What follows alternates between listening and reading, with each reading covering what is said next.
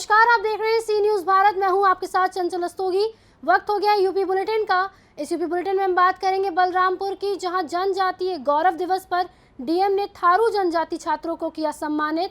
आगे दिखाएंगे इगलास में कैसे श्री कृष्ण जन्म की कथा सुन भाव विभोर हुए श्रद्धालु।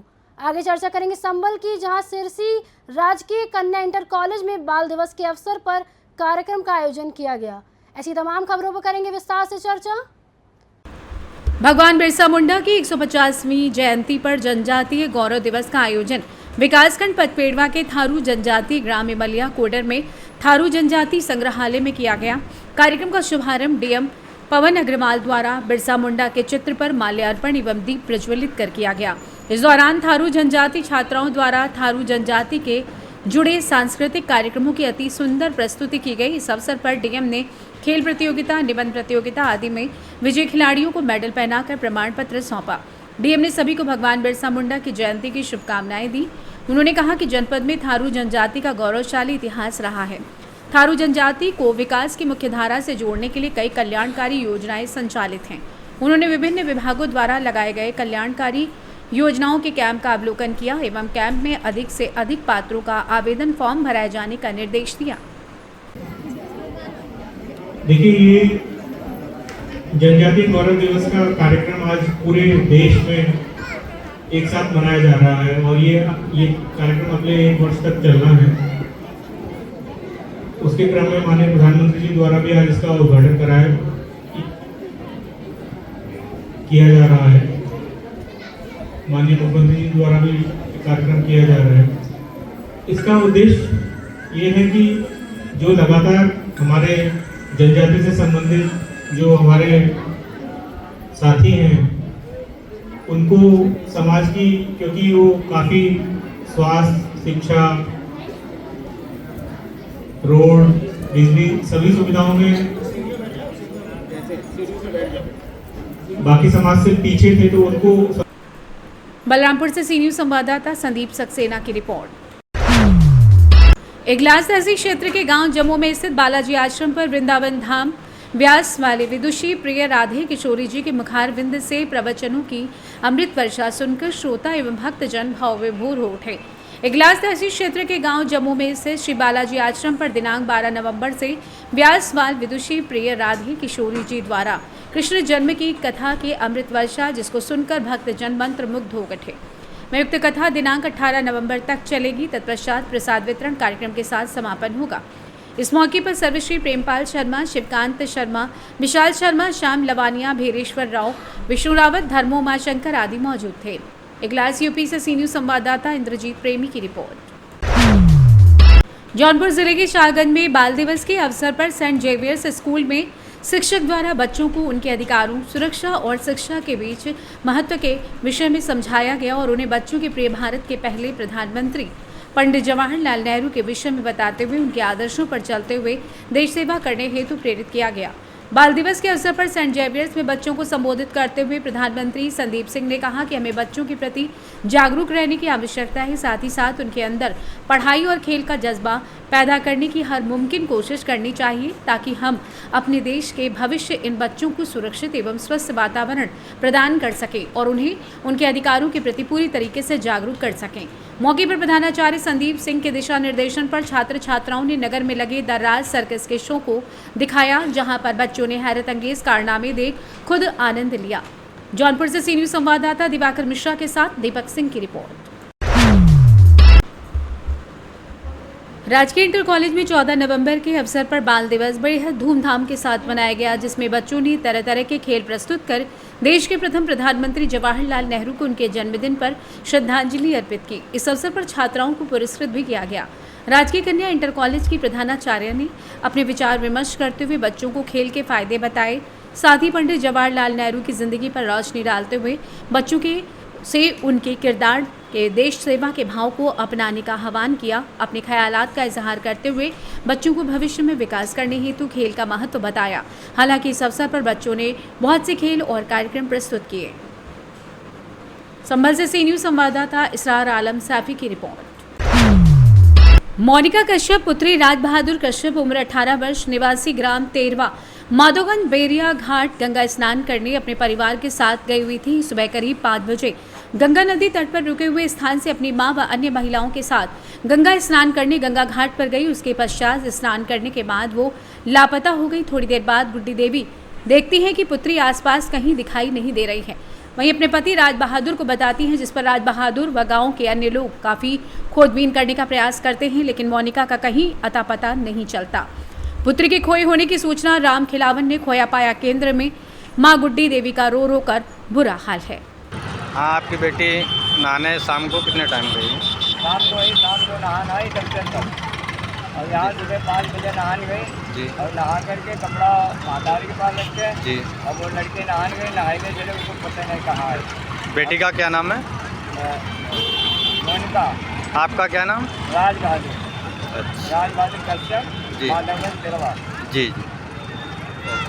हरदोई से सी न्यूज संवाददाता जितेंद्र कुमार की रिपोर्ट। अवैध मिट्टी खनन के दौरान ट्रैक्टर पलटने से ट्रैक्टर चालक की दर्दनाक मौत हो गई। अवैध खनन की वजह से हड़बड़ी में ट्रैक्टर चलाना बना मौत की वजह। खनिज विभाग की लापरवाही से यह हादसा हुआ। परिजनों ने खनन माफिया पर लगाया जबरदस्ती घर से ले जाने का आरोप। वहीं भोगनीपुर क्षेत्र में रात होते ही खनन माफिया अवैध खनन करने में जुट जाते हैं। भोगनीपुर कोतवाली के परहेरापुर गांव के पास यह हादसा हुआ है। जिले में अवैध खनन दिन रात हो रहा है, थमने का नाम नहीं ले रहा। कानपुर देहात में खनन माफियाओं का बोलबाला है। बिना नंबर प्लेट लगे ट्रैक्टरों से हो रहा अवैध खनन, रात दिन हो रहा निजी ट्रैक्टर से ओवरलोड खनन। नाम है आपका? नाम है सर हमारा। क्या घटना हो गई है? हमारे भाई की मौत हो गई है। कैसे हो गई है? ट्रैक्टर चलाने में। कौन ले गया था? तेली, राहुल तेली। कहाँ का रहने वाला ये? गौर का। कब घटना हुई थी ये? ये आज रात 11 बजे की घटना है साहब। अच्छा, आपके भाई का नाम क्या था? हमारे भाई का नितेश नाम है। शादीशुदा है क्या? जी सर। अच्छा, तो थाने आप आई हैं तो क्या हुआ? कार्रवाई की पुलिस ने? कोई कार्रवाई नहीं हुई है साहब। क्या कह रही है पुलिस? पुलिस कह रही जो होना था सो हो गया, अब क्या करोगी, मिट्टी गई है, माटी आ जाएगी तो आपको मिल जाएगी। हमारा नाम राम खिलावन, कहाँ के रहने वाले हैं? गाँव के रहने वाला। अच्छा, ये घटना हुई है, ये खत्म हो गया, कौन है आपका? ये हमारा भतीजा है। सगा भतीजा है? जी। कैसे घटना हुई थी ये घटना हुई, ट्रैक्टर चलाने गया था। कब गया था चलाने? ये कल ही गए थे जी। और पता नहीं क्या हुआ, हम तो थे नहीं वहाँ।